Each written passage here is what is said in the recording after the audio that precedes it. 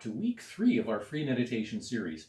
I'm Dr. Simeon Roger, and glad you're here. Now, it is a 3-week meditation series we've been doing. We're on week 3 right now.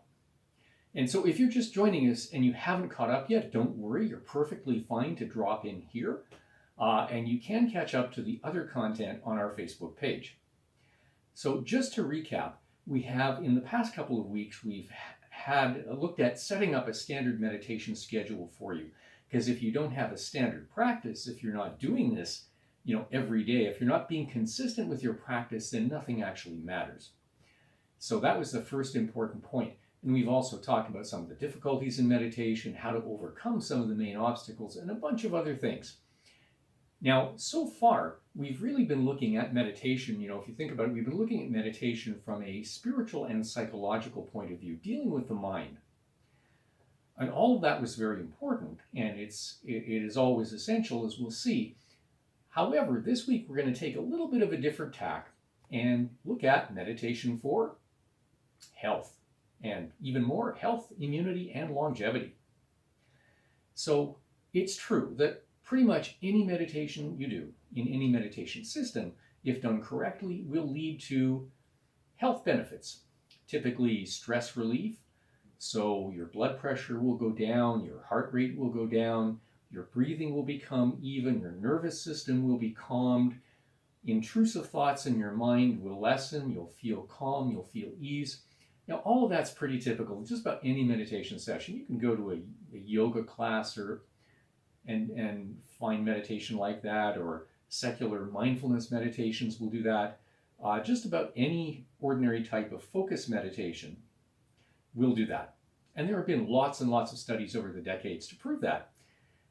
So obviously that's indisputable. Now, the question that very few people ask is, okay, well, what does that really give me in the long run? What do those day-to-day pleasant health benefits give me in the long run? Well, indisputably, they do improve your health. They do sometimes even significantly improve your immunity. However, when it comes to longevity, they add what I would only refer to as marginal longevity. So what do I mean by marginal longevity? So they might add, 2 years, 3 years, maybe 5 years to a lifespan. But you're still in the normal range where people last. How long? The average person, maybe 80, maybe 90, something like that. And essentially that's about all you'll get from those types of meditation when it comes to longevity and very deep health benefits. So if you're really interested, though, in deeper health benefits, you do have to look elsewhere. And that's what we're going to be doing this week. So we're going to be looking at a series of Taoist meditations, because the Taoist system, of course, as the oldest scientific tradition on planet Earth, it's been running for 500 decades, 5,000 years at least, has been focused very, very strongly on creating longevity. So with that in mind, we're going to be talking about some of these meditations, and actually I'll be guiding you through some of them as guided meditations. So for our purposes, it's very useful to look at it this way. What's the difference between, what differences can we find between two of the most advanced meditation systems or system groups on the planet? I'm referring very specifically to Tibetan Buddhism, Vajrayana Buddhism on the one hand, and Taoism, or say the complete reality school of Taoism on the other. When we look at these two groups of systems, what do we find? Well, it's very, very interesting, because the Vajrayana, Tibetan Buddhism, focuses really on mind, the transformation of mind. It's about transformation of consciousness. And Vajrayana tends, in general, to leverage the body and work through bodily systems only insofar as that's necessary to modify consciousness. But longevity is not really a goal in that system. Health benefits are a side effect, a pleasant side effect, but they're a side effect essentially, because everything is about the transformation of consciousness. On the other hand, when we look at Taoism, we look at the complete reality school, for example, to take one well-known school, or a group of schools, certainly we can say there, the goal is also transformation of consciousness, because at the end, that really is the only thing that matters in the long run. transformation of consciousness. However, Taoism works much, much more intensely through the body-mind organism in a much more consistent way.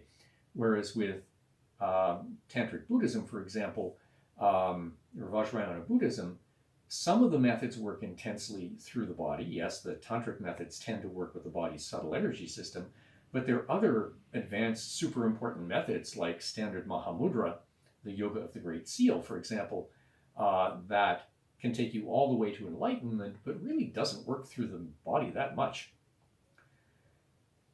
So for the Taoists, working through the body is really the key. It's where they excel. And this approach has demonstrated significant improvements in longevity over the centuries, over the millennia, where very, very often practitioners are reaching their 100th birthdays in great health. So if you're interested in really significant longevity, this is where you have to look. And this week we're going to be taking a look at some of these systems, and not only looking at them, but I'll be walking you through some of them so you'll be able to get to feel the results. You'll be able to feel something very different. And one last thing is that while we're doing this, let's say you set up 2 meditation systems per day, 2 meditation sessions rather per day, one morning, one evening, something like that. You should always reserve one of those sessions for that standard type of focus meditation or shamatha type of meditation that we talked about previously, where you're just calmly focusing inwardly on following the breath and just relaxing into it, allowing thoughts to come and go. It's always good to reserve one of your sessions for that. And you should probably do that for the first year of your meditation practice. And if you're starting over, if you're really starting to be consistent now for the first time, that comes highly recommended. Okay, I'm Dr. Simeon Roger, and we'll be back tomorrow with a guided meditation. Take care.